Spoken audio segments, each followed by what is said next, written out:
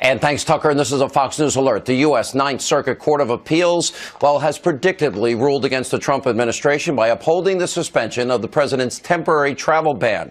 Also tonight, we have an important opening monologue about congressional Republicans and how they need to roll up their sleeves and start to go to work and fulfill President Trump's promises to you, the American people. That's coming up.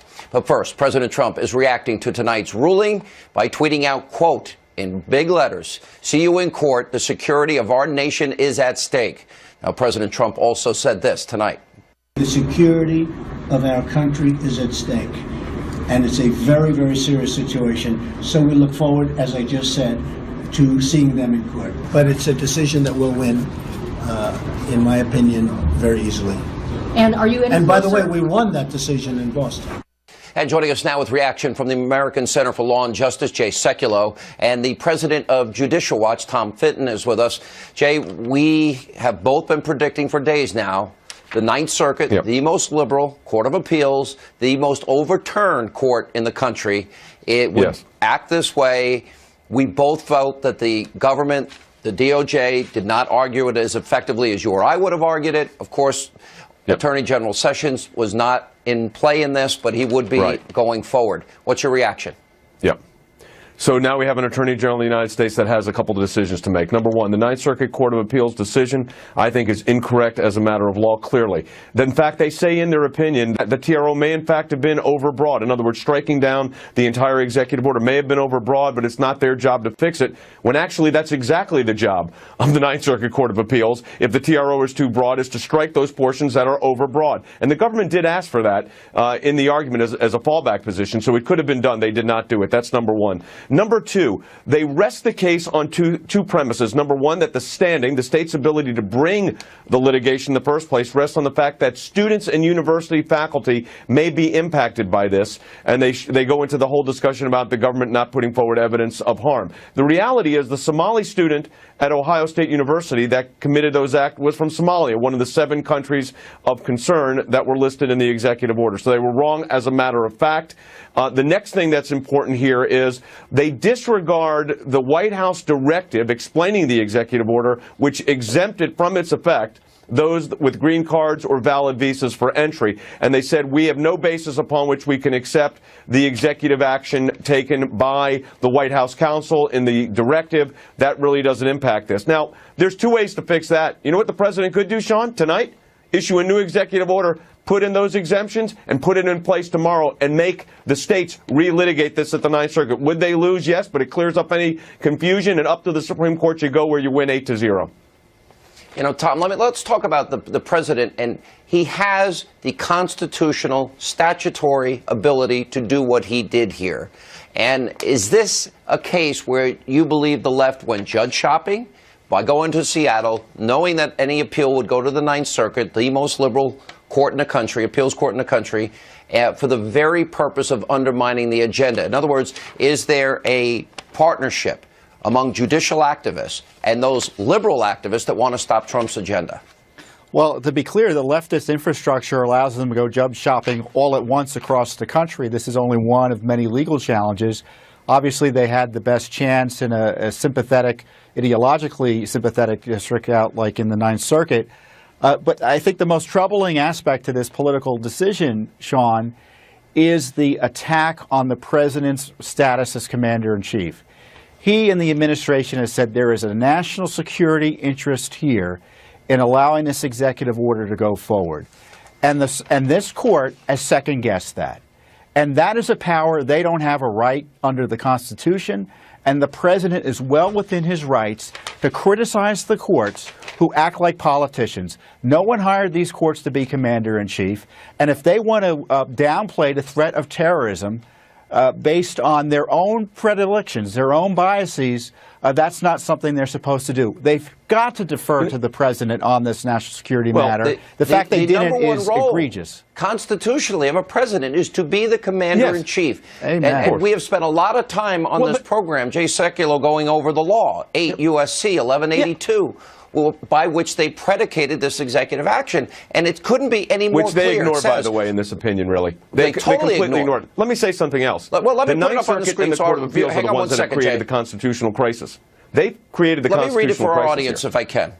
When the president finds that the entry of any aliens or any class of aliens into the United States would be detrimental to the interests of the United States, he may, by proclamation and for such period as he shall deem necessary, suspend the entry of all aliens or any class of aliens as immigrants, non-immigrants, or impose on the entry of aliens any restrictions he may deem appropriate. This is not right. The law could not be clear. It's not for a judge to make this decision. They do not have the constitutional authority to do this. Yeah, the fundamental problem here is the district court judge and now the Ninth Circuit Court of Appeals, again, not shockingly, has created their own constitutional crisis. A showdown between the President of the United States as Commander-in-Chief under Article 2 of the Constitution and the statutory authority you just read, and the Ninth Circuit exercising their judgment instead of the President's. That's not the way the government is structured. And the refugee program is a disaster. It's like playing Russian roulette. We are not vetting the refugees in any serious sense. We rely on the United Nations to do the core which is vetting, a joke. And then we run off of their files to figure out whether these people should be here or not. This is a dangerous game the court is playing. I guarantee you the terrorists in those affected countries are going to flood the refugee zone to try to get in here before any courts rule in Trump's favor. Absolutely. And, terrorists may be evil, but they're not stupid. And I've said fundamentally what the whole issue comes down to here, Jay, is the inconvenience of a few non-American citizens versus the willingness to gamble with the lives of the American people. And what the judges have decided here, and Democrats have decided, they're willing to gamble. But the Ninth Circuit has taken upon itself to decide that they are now going to override the President of the United States when the Constitution and the statute are clear. And you've read it multiple times, but there is no question about the statutory authority here. But let me add one other thing, and I think this is the fundamental aspect of this. This constitutional crisis has been established not by the administration, but rather by the District Court and the Court of Appeals. But the President can moot that whole issue out tonight by issuing a new executive order, meeting this burden, and then let them fight it out again. And that may be one way to resolve this. I trust the Attorney General's recommendation and advice on this, no matter which way it goes. Yeah, and Tom, let's look at the practical potential consequences here. Because what they are is, if God forbid somebody comes into this country from one of these 7 countries where we know they harbor terrorists, where terrorist training takes place, and even President Obama, the list actually came from him and his administration. If God forbid an American is killed, I am saying what needs to be said here. They will have blood on their hands. They will be responsible because they are not putting as their top priority the safety and security of the American people. Do you agree with that? I agree, and you don't have to believe President Trump on this. Believe the appointees of President Obama, who over the last 2 years have repeatedly warned that the refugee program is susceptible to terrorist manipulation. They've warned it specifically about the Syrian program. They've worried people have already slipped in under the refugee program. So this is serious. And by the way, your listeners and viewers may not know this. Once you're a refugee here in the United States, you're required to seek permanent residency. This is a pathway to citizenship. This isn't a temporary refuge. If you're here, you're here forever, practically speaking. And this is something that we have no way of protecting the American people from in terms of the terrorist threat, because the courts right now have allowed or stopping the president from ascertaining whether someone is a terrorist threat from places like Syria, Yemen, and the worst of the worst. All right, guys, because these courts are in denial of what's really going on in the world right now. The Ninth Circuit's in denial. Agree. So was the district court judge. They live in a world they wish it was, not the world that it actually is. The nation's Jay, I would actually say it a different way. I think it's a pre-9/11 mindset. That's how dangerous this is. It is. Guys, stay right there. We'll have more with Jay Sekulow after the break. This is a Fox News alert. The Ninth Circuit Court of Appeals has made its ruling by upholding the suspension of President Trump's temporary travel ban. Also tonight, my opening monologue on how congressional Republicans, they need to get moving and on board with President Trump's agenda and start working a lot harder for you, the American people. That's coming up. But first, back with us, Jay Sekulow with the American Center for Law and Justice. Also joining us now, syndicated columnist Michelle Malkin. Michelle, first, your initial reaction to this very predictable decision by this radical left-wing court, the most overturned out on the left coast. I'm appalled, but I'm not surprised. And the phrase that Justice Scalia talked about, social transformation without representation, is ringing in my mind and ears, and it should across America. The idea that two liberal states, Minnesota and Washington, could step in on behalf of poor, moany universities that are inconvenienced because their foreign students can't get into the country somehow trumps President Trump's fundamental duty to protect America. It just shows you that judicial tyranny has run amok, and these men and women in black robes, as Mark Levin, our friend, has warned about for so long, need to be reined in. The American people no longer have a voice in immigration. The idea that there's a constitutional right for millions of people, whether they're refugees or short-term visa holders or legal permanent residents, to get into this country, it is destroying the foundations of our country, Jay, and our control and our sovereignty. Let me go back to you and the president's tweet tonight, which in big bold letters will see you in court. Now, there is an option. I want to talk about going forward. They can go fact-finding, go back to the district level court, or they can, would it be more advantageous for them to go to the U.S. Supreme Court, something we've been talking about? It would first end up in the hands of Anthony Kennedy, and then he would have a number of options. If he does bring it before the entire Supreme Court, then, without Neil Gorsuch, it could be a possible 4-4 split and a risk for the administration. What would you advise? Yeah. Well, my advice would be twofold. Number one, if you read the opinion, and I have thoroughly, 1182F that you keep citing, the statute that gives the president authority, is not even mention it in this ninth, not even discussed. Like it doesn't exist. Crazy, So number one, there is a fundamental flaw in the opinion. But to answer the question on what do you do next, if I was advising the president, I would look at two options here. One is reissue the executive order to exempt out green card holders and visas because they're not taking, the Ninth Circuit rests its holding on the fact that the White House counsel's directive is not binding. So fix that if you think you need to. And then they have to moots the case out. They've got to relitigate it. You would still lose before this Ninth Circuit Court of Appeals, but everybody loses that's on the right side in front of the Ninth Circuit Court of Appeals, and you end up at the Supreme Court. At that point, I think you win 8-0. The risk right now is if Justice Kennedy gets the petition of the stay, he would probably refer to the entire court. A 4-4, as you said, Sean, is a tie. A tie is a loss. So there's only 7 days left in this TRO. They could also submit the record at the trial court and fight it out there. But I would really look at reissuing this executive order tonight. Also, in the interim, you could have the possible confirmation of Neil Gorsuch on the court, which may make it less of a risk. Explain why those provisions that you're citing or the slight changes you're discussing you think goes from 4-4 to 8-0. Why? Because the one area that was not clearly set forth, although it was clear what the intent was, the courts have said, and the president later explained through the White House counsel, was the provision, and they said it does not apply, and this came in a directive, not in the order, that the executive order would not apply to green card holders, those with residency, allowed residency visas.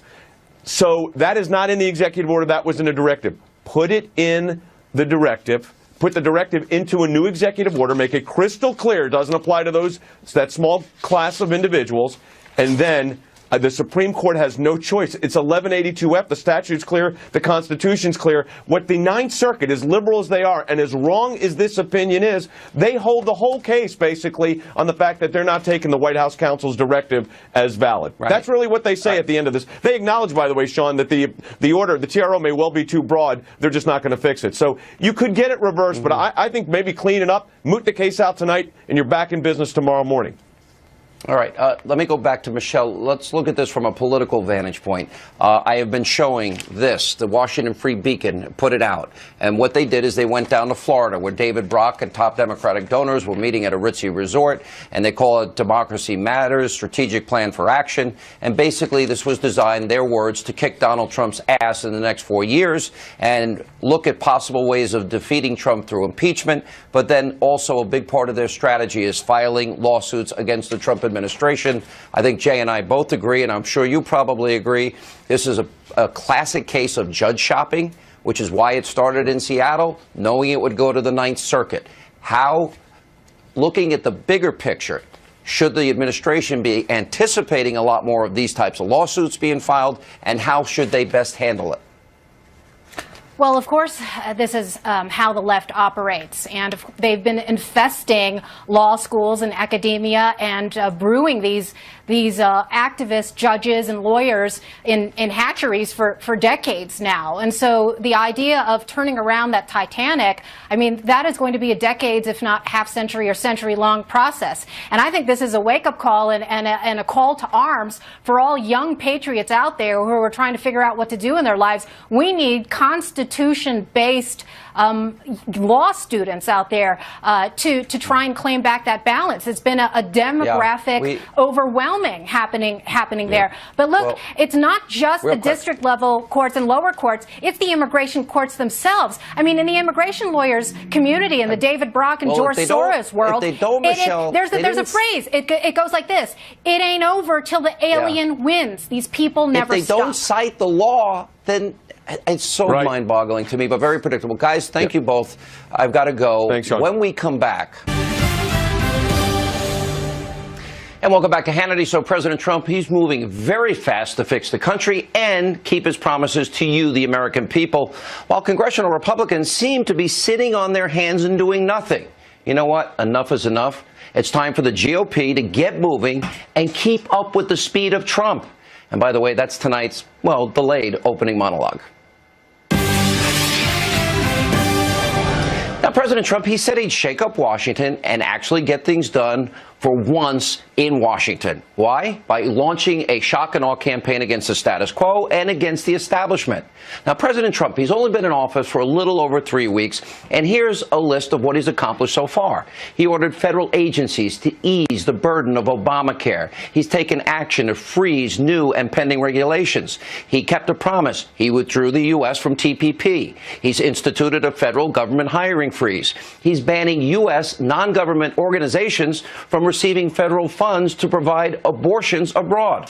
He has signed 5 executive actions which advance the Keystone and Dakota Access pipelines. He's issued executive actions on the construction of a border wall, stripping money from sanctuary cities, all promises. He's taken executive action on extreme vetting, as you know. He's used executive action to rebuild the military.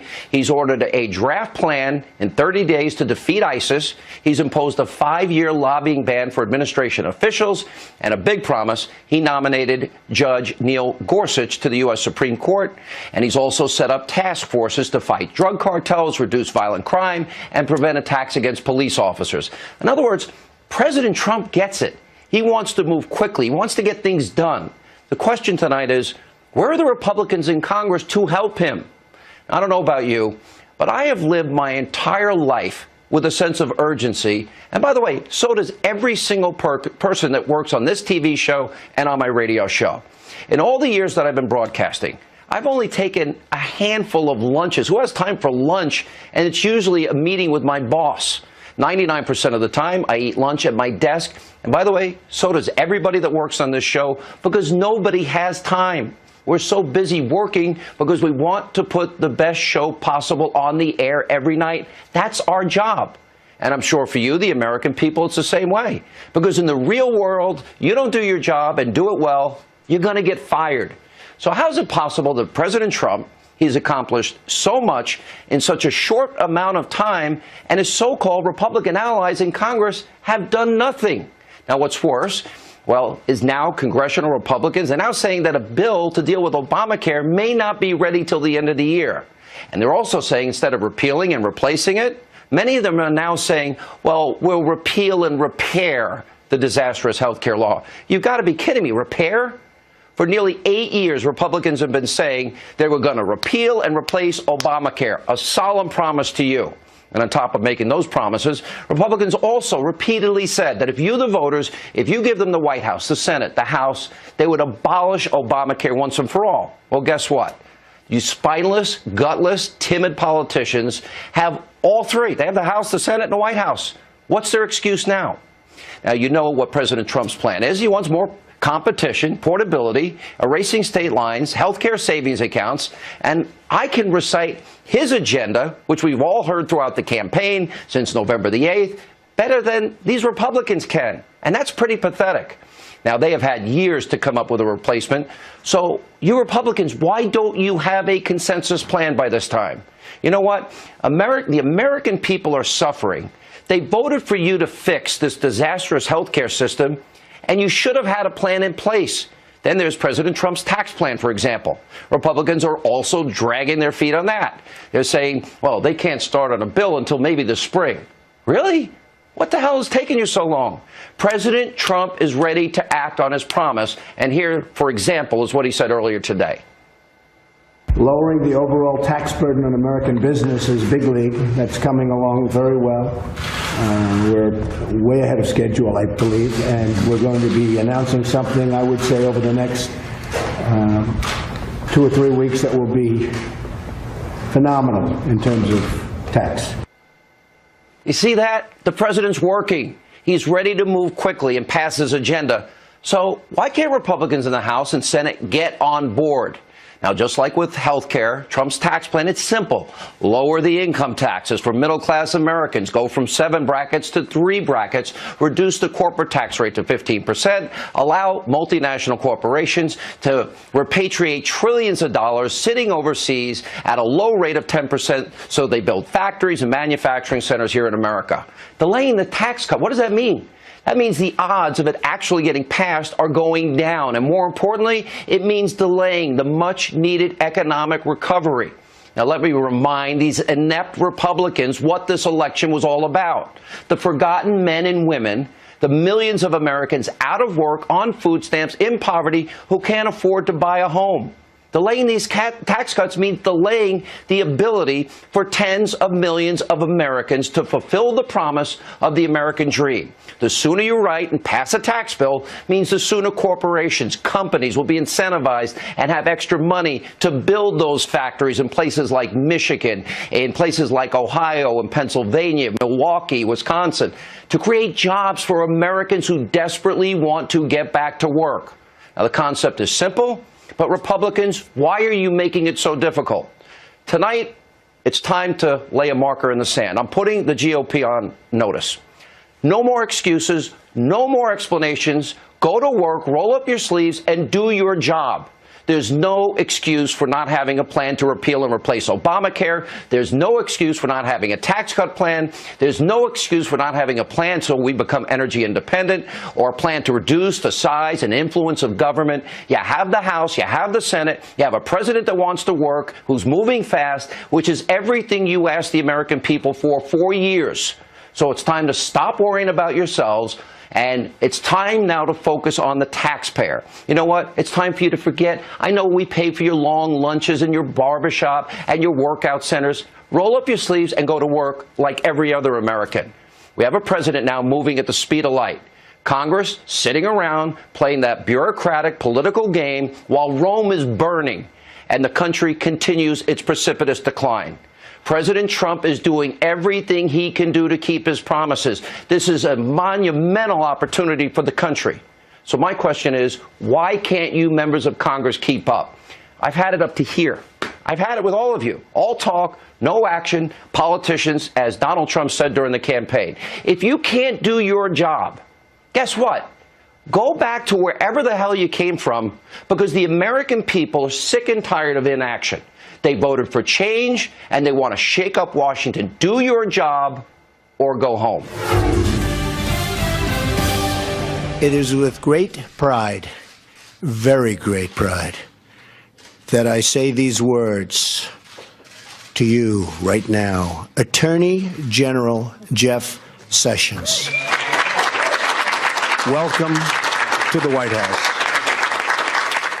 That was President Trump earlier today at the White House during the swearing-in ceremony of Jeff Sessions. He is the Attorney General. Now, the left tried to demonize Senator Sessions throughout his entire confirmation process, and they're not letting up. After the Senate confirmed Sessions yesterday, well, Senator Elizabeth Warren took to Twitter and wrote, quote, "Consider this my warning. We won't be silent. We will speak out. We will persist." And Senator Chuck Schumer had this to say last night. When Jeff Sessions was passed, it turned my stomach. Joining us now, nationally syndicated radio talk show host with the Salem Radio Network, Larry Elder, and trial attorney and political commentator, Eric Guster. You know, Eric, I guess maybe we'll start with this. Let's listen to and watch Rule 19 be broken by Pocahontas, or fake Pocahontas, Senator Warren. Take a look. Mr. Sessions has used the awesome power of his office to chill the free exercise of the vote by black citizens in the district he now seeks to serve as a federal judge. This simply cannot be allowed to happen. Mr. Sessions' conduct as U.S. Attorney, from his politically motivated voting fraud prosecutions to his indifference toward criminal violations of civil rights laws, indicates that he lacks the temperament, fairness, and judgment to be a federal judge. All right, then after Rule 19 was invoked by Senate Majority Leader Mitch McConnell, well, then she said, well, you can't quote Coretta Scott King on the Senate floor. Here's one little problem. Here's what Coretta Scott King had said about Jeff Sessions. To President Martindale, to Senator Sessions, to Mayor Bright, Troy State Chancellor Jack Hawkins Jr., Dr. Dorothy Height, Ms. Johnny Carr, Juanita Abernathy, Ms. Mamie Teal Mobley, to all of the distinguished program participants and guests in this audience today. It's a great honor and privilege for me to join you in celebrating the grand opening of the Rosa Parks Library and Museum. Larry Elder, I think that says a lot, that Coretta was saying it's a great honor and privilege for me to join you in celebrating the grand opening of the Rosa Parks Library and Museum, which Jeff Sessions spearheaded. Well, Sean, this is a man who, when he was a state attorney general in Alabama and then U.S. attorney, successfully prosecuted the Klan. He hired the first black counsel to become chief counsel of the Senate Judiciary Committee. And in 2009, he received a governmental award of excellence from the NAACP. Awkward. What they're doing, of course, is playing the race card, because they can't run on the economy. Under Obama, between 2010 and 2013, black net worth fell 25%. Regarding voter ID, the majority of blacks want voter ID. Black parents want vouchers, which is what the Trump administration is talking about.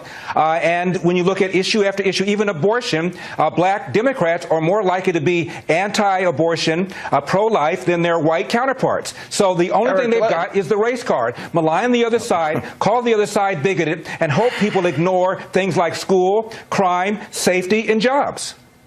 Eric, I don't even know how you respond to that. I mean, here's a guy. Oh, that's very easy. At the list, hang on. Look at the list that Larry Elder just told you. And this despicable, predictable attack, racism, sexism, misogyny, xenophobia, homophobia, Islamophobia. You know, if you think that's going to win you elections, I think you're just so far off course. Because it's not true what they're saying about Jeff Sessions.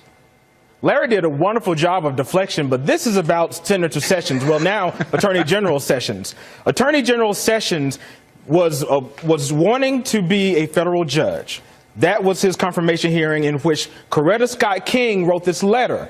That was Elizabeth Warren reading the letter that Coretta Scott King wrote. Now, when you played a greeting for the Rosa Parks Museum, whoop-de-doo, she said, I'm pleased to be here. But that may not, that doesn't change the fact of, that does not change the fact here's what's that he prosecuted blacks for voting. Here's what's fascinating. Larry, you tell the facts. You talk about a guy that prosecuted the Klan. You talk about a guy that stood up on numerous occasions for civil rights pioneers and leaders, and it doesn't matter. They'll still smear you. They'll still call you a racist. No, again, no, that's not the case, Sean. Sean, that's all they've got, because, again, the reason Donald Trump got a higher percentage of the black vote than John McCain did and Mitt Romney did is he started talking about jobs. He went into the inner city, started talking about schools. Black parents and brown parents living in the inner city realize that these governmental schools are underperforming and they want out. Let's stay on topic. And Republicans are talking about that. All right. Let's stay on topic about AG Sessions. No, I'm just saying. He has a smear. He does not represent Eric, African Americans well. You're smearing, and we're afraid of your the civil rights. slander, the besmirchment of the left doesn't work anymore. No, Good we're luck with talking it. about his record. Coming up next. We're talking about his tonight, record. right here on Hannity. I'm directing Department of Justice and Homeland Security to undertake all necessary and lawful action to break the back of the criminal cartels. I'm directing Department of Justice and Homeland Security to undertake all necessary and lawful action to break the back of the criminal cartels that have spread across our nation and are destroying the blood of our youth and other people, many other people. All right, that was President Trump earlier today announcing a new executive order that will be used as a tool to crush violent drug smuggling cartels. Now, President Trump had promised to deport illegal criminal aliens, and last night in Phoenix, protesters, they blocked federal vans carrying a longtime illegal U.S. resident and a convicted felon who was set to be deported back to her home country of Mexico. Joining us now with reaction, Fox Business anchor, our good friend Lou Dobbs, and the author of The Big Agenda, President Trump's Plan to Save America, which is a great book. A great friend of mine, David Horowitz. Guys, good to see you both. Good to see you. Thank you, Sean. All right, Lou, you've been all over the issue of illegal immigration, and you also understand business as well as anybody that's on television today. This is a case of identity theft. I know people that have had their identity stolen. And when it happens, it in some cases takes years to get your good name and reputation back. It takes years to take care of credit cards that were used in your name. It takes years to fight to get your retirement money back or your savings account money back. So this is not a small crime. She didn't respect the sovereignty of the United States, the laws of the United States, and then came here and committed fraud against Americans.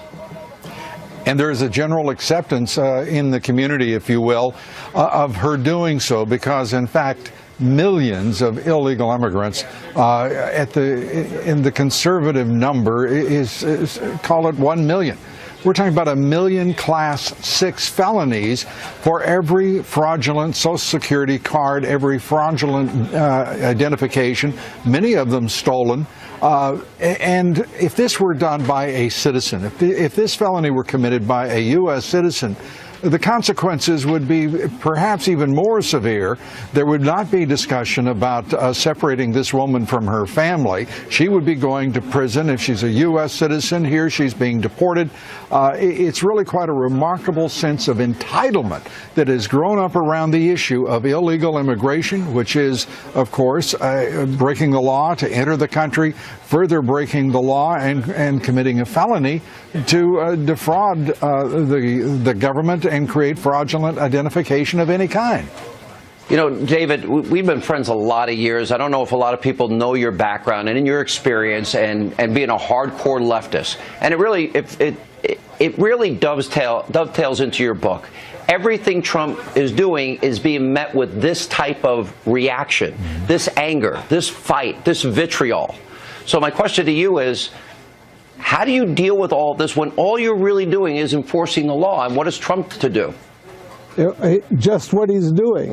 The great thing about Donald Trump, which I describe in my book, and which you can just see, is that he's not intimidated by the attacks of the left. We're in the midst of one of the big witch hunts in American history. Jeff Sessions, one of the most decent human beings in the Senate, a champion of civil rights, is defamed and slandered as a racist by Elizabeth Warren, who's making a career out of character assassination. We have in this country a large hate America left. And it dovetails with the Democratic Party as a party of hate. Trump looked in the cameras during the second debate and said, you have to understand, Hillary has tremendous hatred in her heart. That was one of the wisest things he said.